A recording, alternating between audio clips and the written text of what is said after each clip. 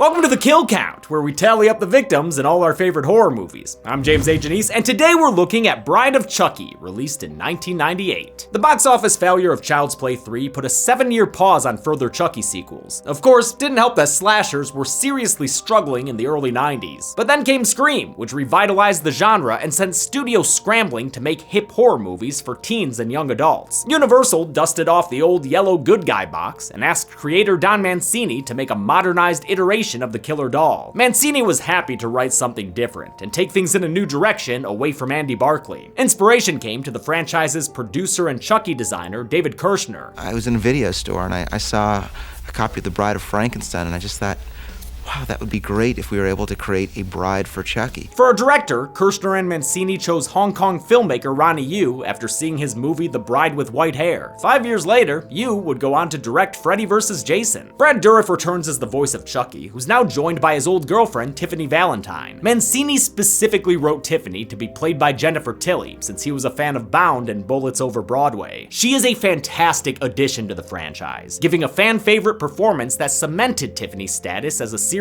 mainstay. Chucky and Tiffany are unfortunately coupled with a pair of protagonists who I find much less endearing. As I've said many times before, Jade and Jesse's bland relationship is a chore to watch. While it doesn't bother me quite as much as it did 5 years ago, it's definitely the worst part of an otherwise fun movie. But whatever, the movie's not really about them. This film is my first romantic lead, and it's part of an overall strategy to launch me into the leading man status. As with most late 90s horror, Scream's influence is all over this movie. While Chucky had always been ready with a quip or two, Bride brings him up to speed in horror's new sensibilities. This is a full-blown comedy with tons of meta jokes about the series' history and references to other horror movies. Mancini wrote it as a farcical romantic comedy, full of misunderstandings, kind of like, say, Three's Company. Bride also massively ups the gore, bringing us a whole host of creative kills far bloodier than anything we saw in the original trilogy. That's why its title is so different. This is the series moving on from its roots and officially becoming the Chucky show. We're no longer in Child's Play. We're of Chucky now. Well, of Chucky and of Raycon, because they're today's sponsor. Now, I know what you're thinking. James, another Raycon sponsorship. If you like Raycon so much, why don't you marry them? And to that I say, do you, James, take these Raycons to have and to wear comfortably thanks to their optimized gel tips? With 8 hours of playtime and 32 hours of battery life, as long as this sponsorship shall last. I do. And do you, Raycon, take James to have and to be worn by in noise isolation or awareness mode, as long as this sponsorship might live? They do, and they've got great sound quality. I know, and they're backed by 50,000 5-star reviews. With the power vested in me by this priest robe that I bought on Amazon, you may now use the tap function to play, change tracks, or change volume.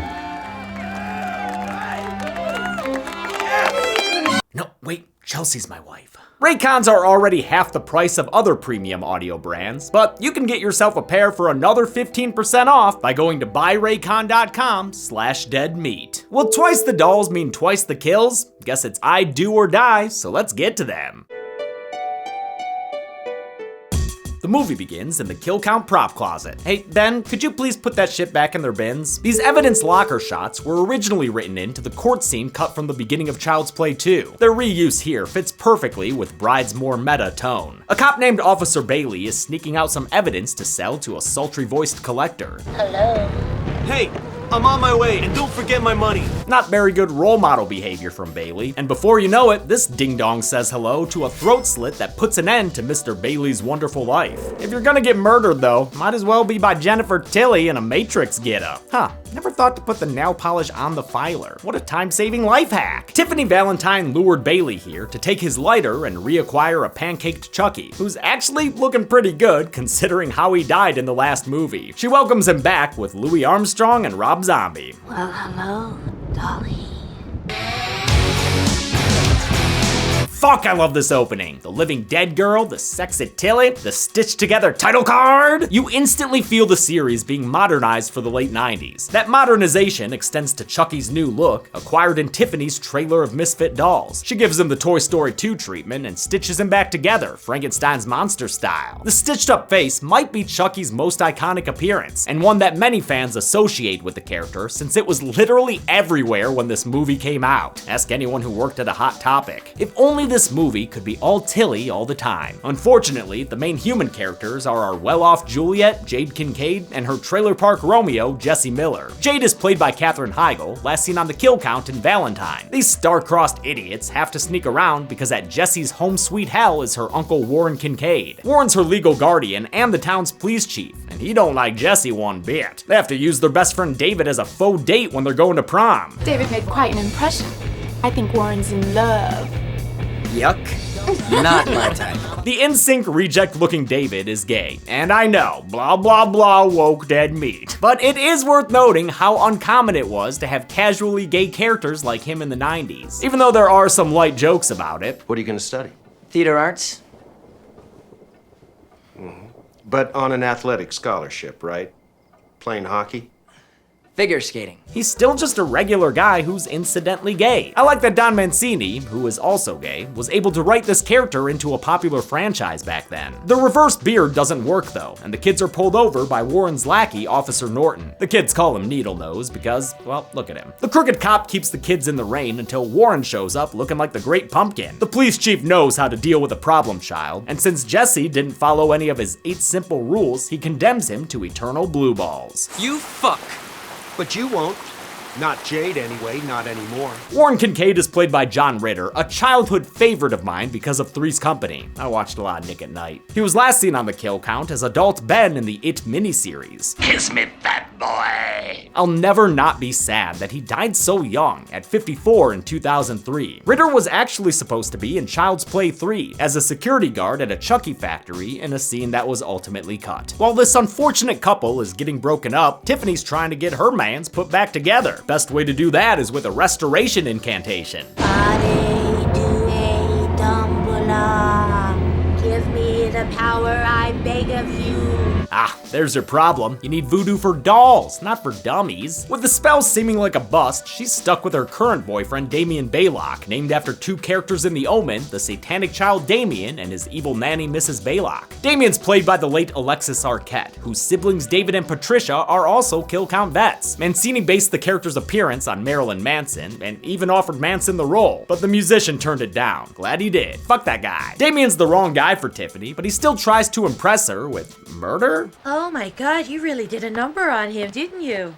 What did you use? Was it really bloody? Did he scream a lot? She soon realizes the snuff photo is fake, but hey, maybe he can pass it off as a bootleg Mankind trading card. Tiffany yearns for her old boyfriend, the one who really killed people, and she might be having a Dumbala after Allah since Chucky reappears with a lightning flash. Hi, I'm Chucky. Wanna play? Damn, Damien, getting right to it. Tiffany gets kinky with Damien and his Dothamirian tattoos, and tosses Chucky in for a 3-way play pal playdate. A new toy is one way to spice up a stagnant sex life. Chucky remains inactive at first, but I mean, how you about to not get roused by this? Damien keeps dissing the doll until Chucky asserts his dominance with an exorcist headspin and a proclamation about his penis. It ain't the size that counts, asshole. It's what you do with it. Chucky tears out Damien's lip piercing in a painful moment that always stuck with me. He smothers Damien while catching up with his old flame via pillow talk. Hi. Hi. How you been? Okay. You? Peachy. Eventually, his little doll butt does the job, and Damien stops struggling, gone the way of McMurphy. This is a long-awaited reunion for Tiffany, who was dating and killing with Charles Lee Ray before his body swap 10 years ago. But turns out, he wasn't as serious about their relationship as she was. This doll didn't want to settle down into a dream house. You weren't gonna ask me to marry you? What are you, fucking nuts? Tiffany's domestic ambitions leave Chucky crying De Palma with laughter, so the scorned lover takes advantage of his size and locks him away in a widow baby quip. He can come out when he starts acting more mature. I love these scenes where Jennifer Tilly acts opposite a doll, and she enjoyed doing them too. The good thing about acting with a puppet is that they never get into your life because it's so short. The next morning, Tiffany hauls out a steamer trunk with Damien's corpse stuffed inside. Jennifer Tilly provided that black dress and those Gucci shoes from her own closet. Her trailer park neighbor is none other than Jesse, who helps her out and deadlifts the dead body into the car. She tries to snag him up as a new boy toy, but Jesse stays loyal, meaning she's stuck with a colicky killer currently cribbed. Tiffany! Where the fuck are you? She decides to taunt Chucky and give him some company, a bride doll, complete with a Jennifer Tilly voice box. With this ring, I thee wed. She's having a good time teasing him, but later, Chucky uses the doll's ring to escape his Pee-wee penitentiary. Tiffany's having a bubbly soak and watching this movie's inspiration, Bride of Frankenstein. We belong dead. That movie's tragic ending ain't the only thing cry-worthy, because here comes Chucky, looking like he's walking through an automatic doll wash. He knocks the TV into the water, shocking Tiffany to death in an inverse origin to her gothic counterpart. Chucky finds the whole thing exceptionally whimsical. I get it, bubbles are fun! You will not be shocked to learn that this death was another recycled Mancini idea. The original script for Child's Play had Aunt Maggie dying via bubble bath electrocution. It wasn't used then, but you know Mancini, you just can't keep a good idea down. Chuck voodoos the way he doo-doos with an incantation full of ionization. Ade Dui Dembala. Give me the power, I beg of you. It transfers Tiffany's soul into the bride doll, a new look she is less than pleased with. You son of a bitch! What have you done to me? Chucky lets her know they're bound together now, and if she ever wants to be tall enough to ride a roller coaster again, she'll help him find the Heart of Damballa, a magical amulet that serves as this movie's MacGuffin. The Heart of Damballa was included in the original Child's Play screenplay, but it was ultimately cut, and its scenes were lost to time. Bride of Chucky retcons it back into the mix, and onto my set, and claims that Charles Lee Ray was wearing it the night he became a living doll. One look at the footage in Child's Play shows that that's not true, but whatever. Whether we complain or not, it's still gonna be canon. No matter what! Now the amulet is buried with Ray's body in Hackensack, New Jersey, and it's the only way they can transfer their souls into human bodies. All right, let's go. Oh, sure. I'll steer and you can work the pedals.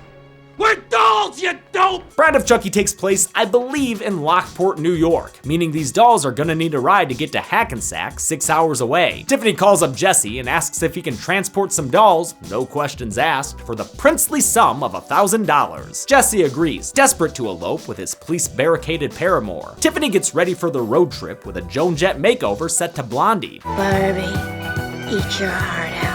Good thing she had those doll-sized boots and fishnets hanging around, huh? Could use some tips from Chucky when it comes to playing possum, though. Just act natural. Oh, I'm sorry. Did you say act naturally fabulous? Just like with Chucky, the Tiffany doll was described by Mancini in the script, drawn and designed by David Kirshner, and built by Kevin Yeager, returning as puppeteer coordinator. The Tiffany doll had to have all the same capabilities as Chucky, but in a smaller body, requiring more sophisticated, scaled-down technology. Jesse grabs the plastic partners and swings by to pick up Jade, where we learn he has no idea how far $1,000 will go. I can put a deposit on an apartment. I'll get a job. I'll help put you through college. Motherfucker, this ain't the 1950s. I've got to agree with Chucky here. I think I'm gonna throw up. Still, their sappy bullshit is tolerable if it means 2 new fresh bodies for Chucky and Tiffany to transfer their souls into. The kids go inside to pack, not noticing the police acting fishy around Jesse's van. Chucky's ready to remove the roadblock with an old favorite, but Tiff reminds him that this ain't the OG trilogy anymore. For God's sake, Chucky, drag yourself into the 90s. Stabbings went out with Bundy and Dahmer. You look like Martha Stewart with that thing. Who the fuck is Martha Stewart? My idol? His second choice, a hammer, is called Predictable by Tiffany, calling back to how he already used it as a weapon in the first film. Tiffany encourages creativity, so when Warren comes back to plant some drugs in the vehicle, the dolls lure him to the front and use the airbag as a springboard to fill his face full of nails. I love that little death twitch. Why does that look so familiar? That's meant to be a reference to our old pal Pinhead, but the joke's never quite landed right for me. Oh, speaking of me, when are you going to stop redoing old episodes and finally finish my series? When you make better movies. Fair enough. The dolls here are the most expressive they've ever been. This was the first time they had a computer system that allowed them to pre-program the doll mouths before shooting. That way, they'd match the pre-recorded dialogue the same way in every take. This was a huge time saver, freeing up more puppeteers to focus on other things. Though it looks like they still had the late Brock Winkless and that headgear getup to do any necessary on-set mouth movements. And now whatever I say, Chucky says.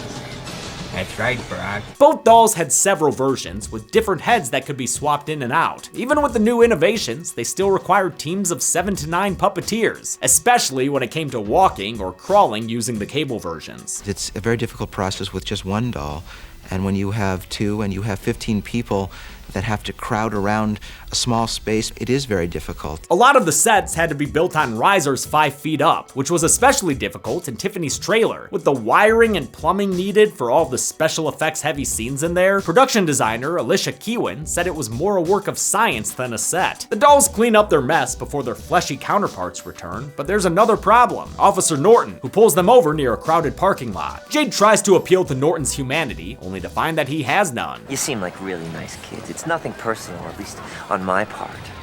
But the money. Damn, Jade, can't be throwing hands with a cop in public. That'll get you all sorts of suspicious glances. Jesse sends her inside to cool off, but is similarly incensed once Norton finds the planted drugs. Shit! Outside of the doll antics, that is hands down my favorite part of this movie. It once again falls on Barbie and Clyde to get this show back on the road, so Chucky grabs Tiffany's stolen lighter and baby crawls his way to Norton's car. As the officer radios into the station, Chucky stuffs a burning flannel into his fuel tank. Aw, damn it, Chucky! He crawls back, pausing only to flip off a stoner on his way to dinner with Patrick Bateman. Rude fucking doll.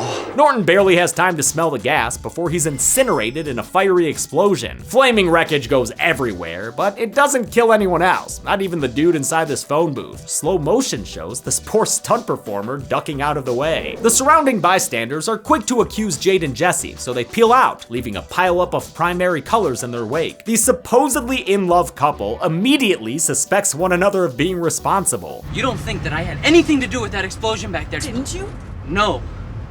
To be honest, I was thinking the same thing about you. That $1,000 gonna cover bail too, dude? Jesse gets a call from David, who tells them the cops have them pegged as natural born killers. And because Chucky dropped that stolen lighter at the crime scene, they've been tied to Officer Bailey's murder as well. Their newfound fugitive status doesn't stop Jesse's plan to elope, so he drives to a true detective-looking church in Niagara Falls, which, looking at a map, is the opposite direction of New Jersey, but okay, can't stop young dumb love. What are you doing? Do you trust me, Jade? Of course I do. My ass, 3 minutes ago you were accusing him of murder! Jade pushes her suspicions down and agrees to get married, and while the two recite their vows, Chucky and Tiffany reconcile. Tiff, I'm sorry for everything. I guess I can't complain. I mean, I always wanted us to spend more time together. They're interrupted by a cop in the box, since Warren's not as dead as they thought. If only they had noticed the lack of kill graphic. Chucky thinks that Three's company, so he slings his blade into the police chief, killing him as Jade and Jesse say I do. Talk about signing your life away. Am I right, boomer humorists? A true classic. Never goes out of style. That was good. Bride of Chucky was Jennifer Tilly's first time voice acting. She'd of course go on to do it many more times, including as Bonnie in Family Guy. If there's anything I can do. There actually is. Could you collect my mail forever? I'm leaving Joe and moving to Europe.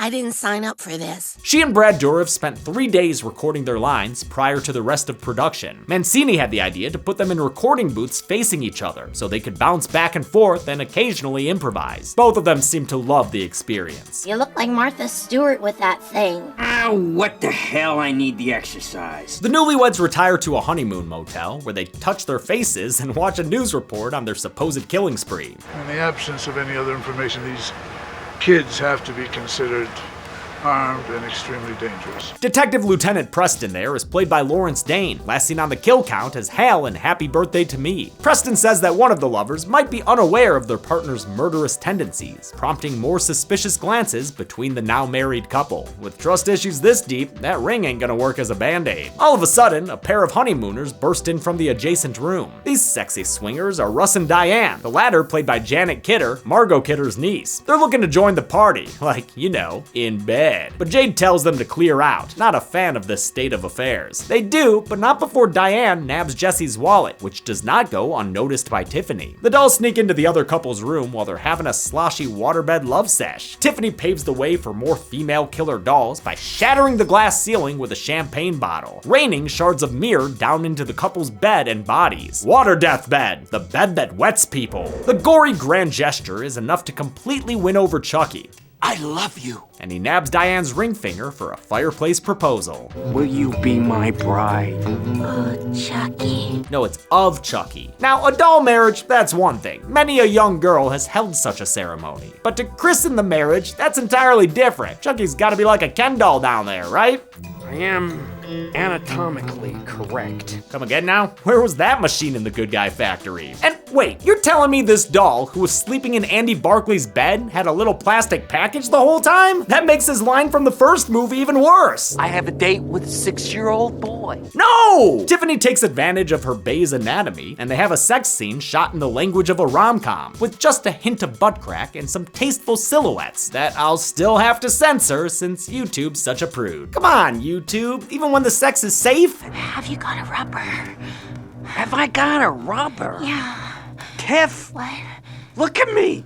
I'm all rubber. Jennifer Tilly improvised that line about having a rubber, and Dourif came up with his response on the spot. Like I said, they had a lot of fun recording their lines. When we were doing the looping, David and Dom were saying, well, you know, they'll just drop below frame and have doll sex. And I said, oh, we should make noises. And so me and Brad Dourif were in the recording room making all these little doll sex noises, and it was so much fun. This whole scene is a great example of how game Jennifer Tilly is to do weird stuff, both as a human and as a doll. Her commitment gave this franchise new life that propelled it into a second act, a raunchier act that required all of the crew to be on board as well. And we built these little tongues that'll actually come out and dart around a little bit and exchange a touch or two. A housekeeper played by Kathy Najimy finds the watery carnage the next morning. Unable to hocus pocus this mess away, the Sanderson sister acts scared and her scream sends Jesse and Jade on the road again. David arrives in a jump scare, having come to see them after they each called him the night before, whining about how they think the other one might be a killer. Hey, wait, why is David riding with them on this trip now? Did he walk to the motel or take a taxi to Niagara Falls? Because of their twin suspicions, David figures that neither can be the killer. Oh good, you two can trust each other for a few whole minutes again. The good vibes end when David delivers an amazing line read.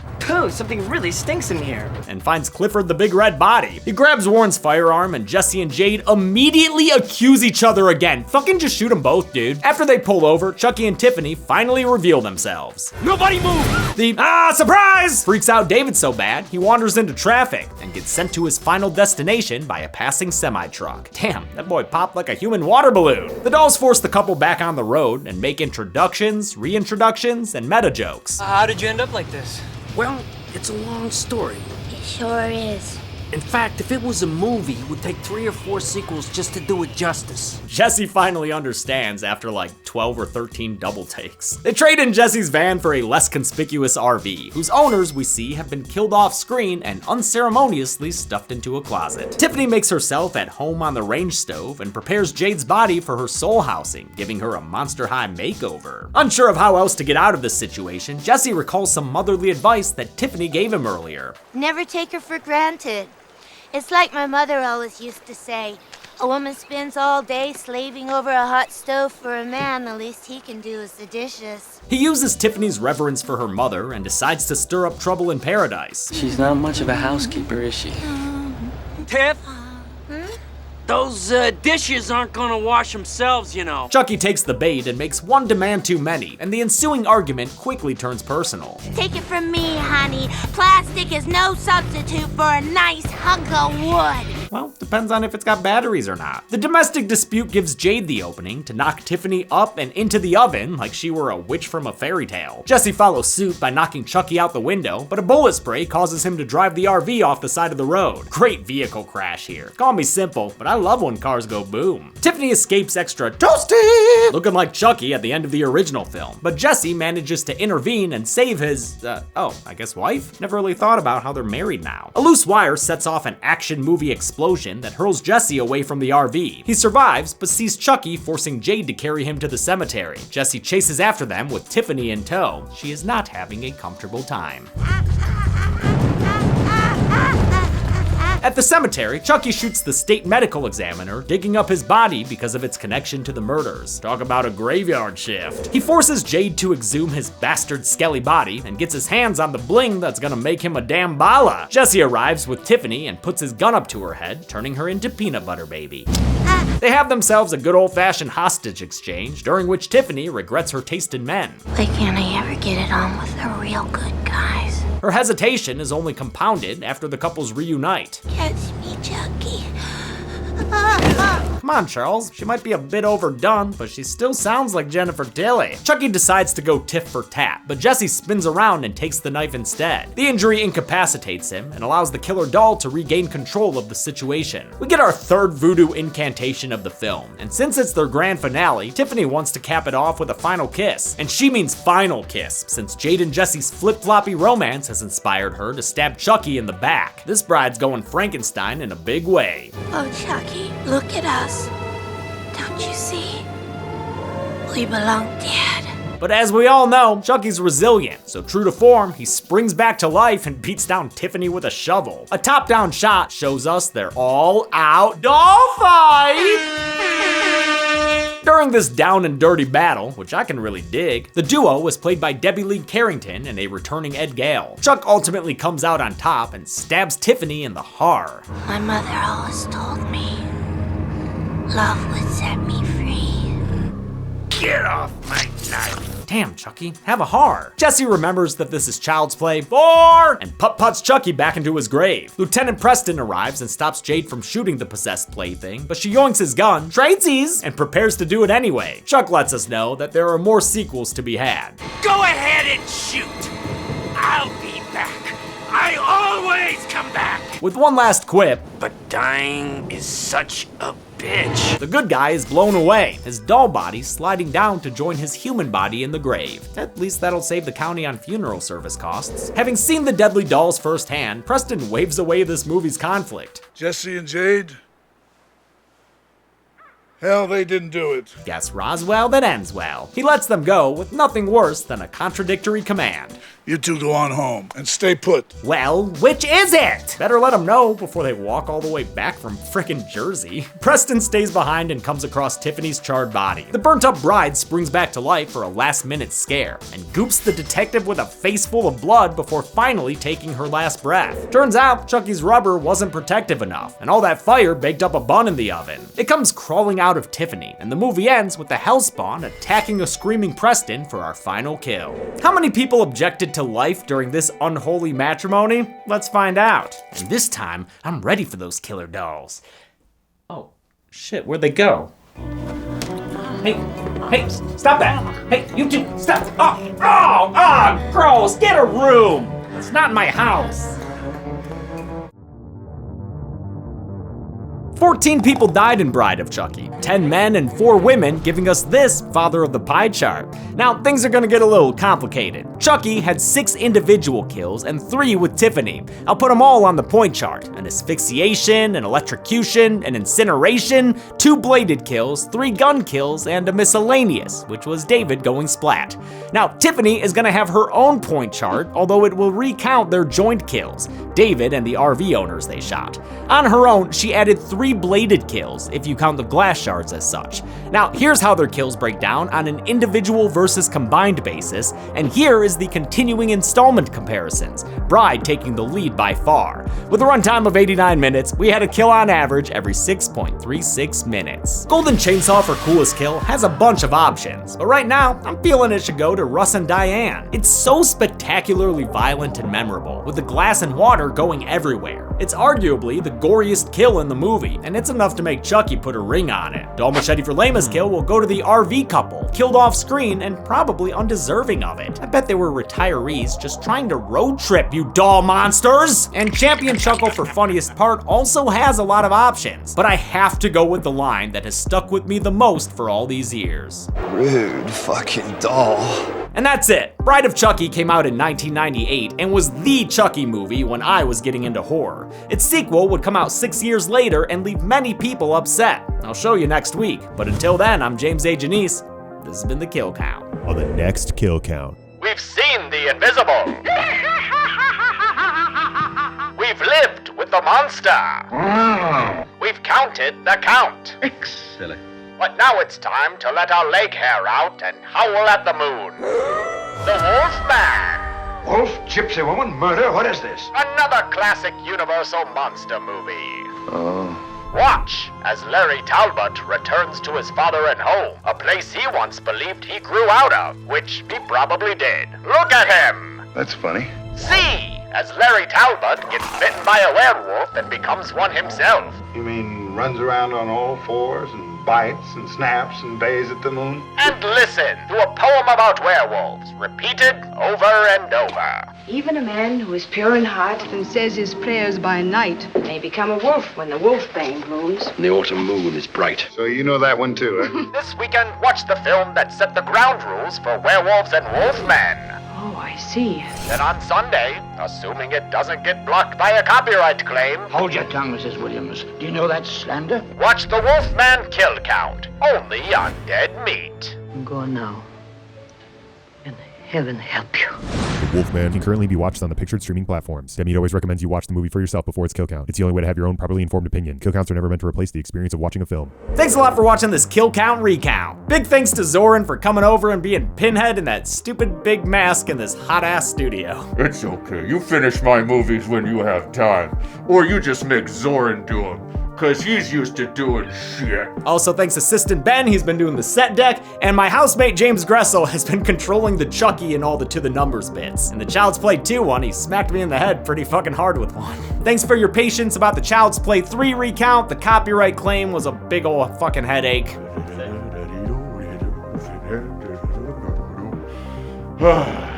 I want to thank some patrons like Jerry Paulson, Josh Ten, Josh Moniz, Julian Embat, Kevin Michael Pearson, Horror Movie Person 123, Lexi, Lone Wolf, and Luca. Thanks everyone. Be good people.